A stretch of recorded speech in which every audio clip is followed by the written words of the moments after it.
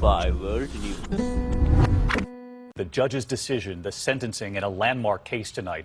A young woman convicted for sending text messages and calls encouraging her teenage boyfriend to commit suicide. He then took his own life. ABC's Deborah Roberts was in the courtroom for the sentencing. The woman at the center of that landmark case walking into a Massachusetts courtroom, her head bowed. Ms. Carter, please stand. After 3 years and an emotionally charged trial that raised new questions about the power of the text, a judge sentencing 20-year-old Michelle Carter to 15 months in jail. She was a bright young lady, did well in school, and I am satisfied that she was mindful of the actions. But Carter, found guilty of encouraging boyfriend Conrad Roy to kill himself through text messages and phone calls, remains free tonight, a judge delaying jail time during appeal. The Roy family in anguish. There was no closure for us today. We've been dragging this through for so long, and it's got to keep going. In 2014, Carter, then 17, exchanged thousands of text messages with 18-year-old Roy leading up to his suicide.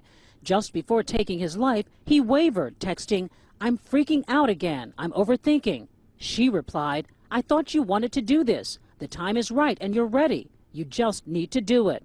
Hours later, Roy dead of carbon monoxide poisoning in his own truck. Today, before sentencing, his father and sister speaking of their loss. Knowing I'll never be an aunt to Conrad's children or get to see him getting married is something I never thought I would have to live with. She has not shown any remorse. How could Michelle Carter behave so viciously and encourage my son to end his life? But the defense arguing that both teens struggled with depression and that Carter was overwhelmed by her own mental illness. Ms. Carter will have to live with the consequences of this for the rest of her life.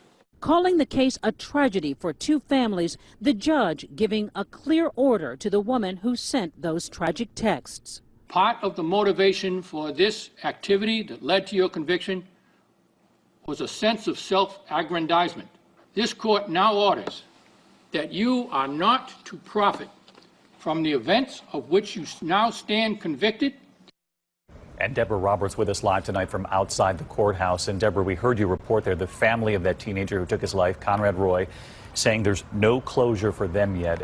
Any remorse, any reaction from Michelle Carter? Well, David, Michelle Carter was clearly emotional, trembling and weeping during the hearing, but she didn't speak. Her lawyer said she is deeply remorseful, but the Roy family says they haven't seen that remorse, and that's what troubles them.